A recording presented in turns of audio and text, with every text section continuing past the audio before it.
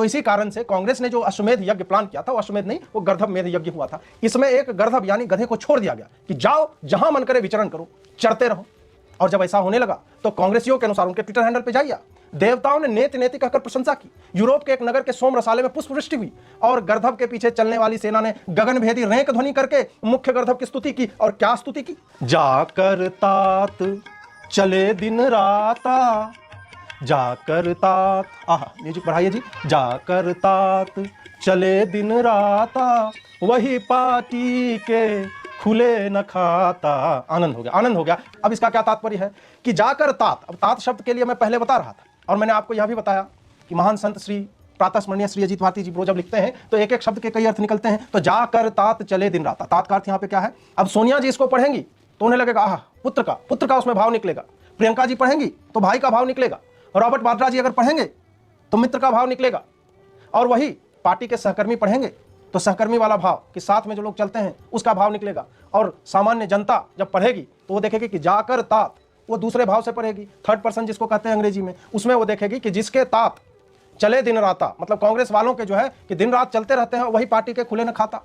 ठीक है, यहाँ पे थोड़ा सा अतिशयोक्ति अलंकार हो गया है, लेकिन वो कविता ही क्या जिसमें अलंकारों का प्रयोग ना हो। तो वही है कि वही पार्टी के खुले न खाता। और कांग्रेस का खाता तो आप जानते हैं कि बहुत जगह पे बंद होता जा रहा है।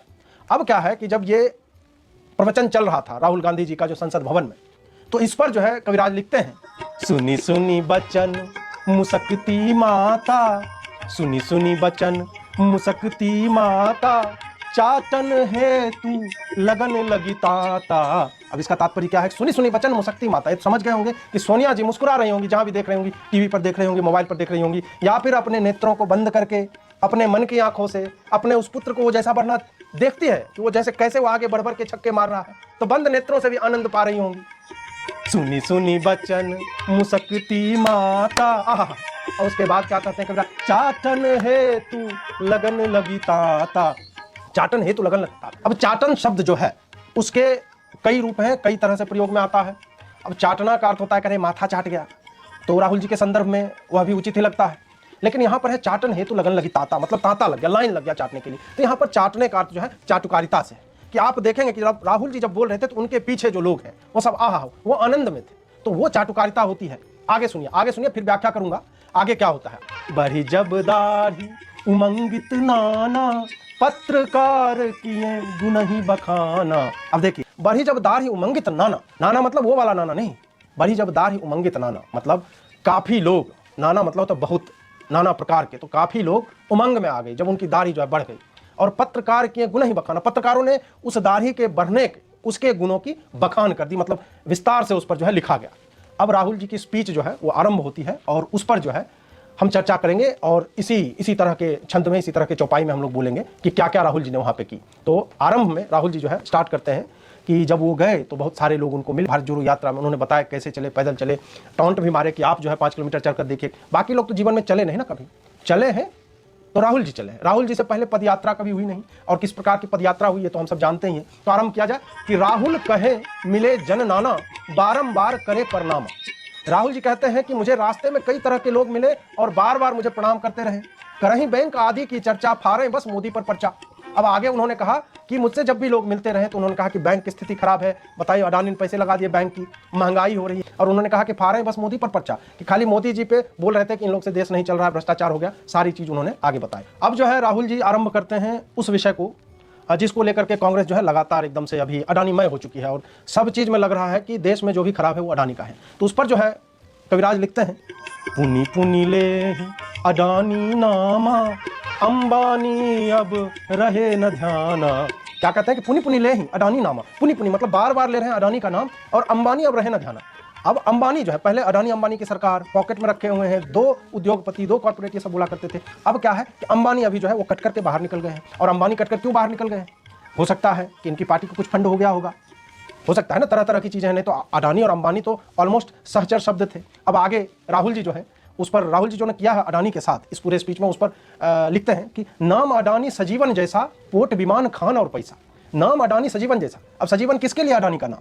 सजीवन हो गया है, सजीवन मतलब संजीवनी बूटी, जिससे प्राण जो है वापस आ जाते हैं। किसके प्राण वापस आए थे? रामायण में लक्ष्मण जी के, हनुमान जी जब लेकर आए थे, बोलो हनुमान जी महाराज की जय।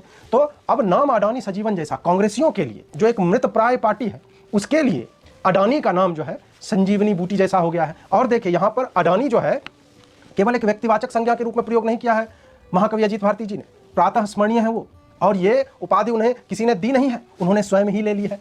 तो प्रातः स्मरणीय श्री अजीत भारती जी ब्रो कहते हैं कि अडानी नाम जो है यहाँ पर व्यक्तिवाचक नहीं है, जातिवाचक है। अडानी से यहाँ पर हो जाएगा कि पेगासस भी, कि पिछले संसद सत्र में नाम पेगासस सजीवन जैसा, और उसके भी पिछले में चले जाएंगे नाम राफेल सजीवन। तो आप जो है उस शब्द को इस तरह से देखिए कि वो मुद्दे हैं ये शब्द। अडानी जो है कई शब्दों की श्रृंखला में एक नया शब्द मात्र है कांग्रेस के लिए, क्योंकि इनको ये हुकहुकी पर है।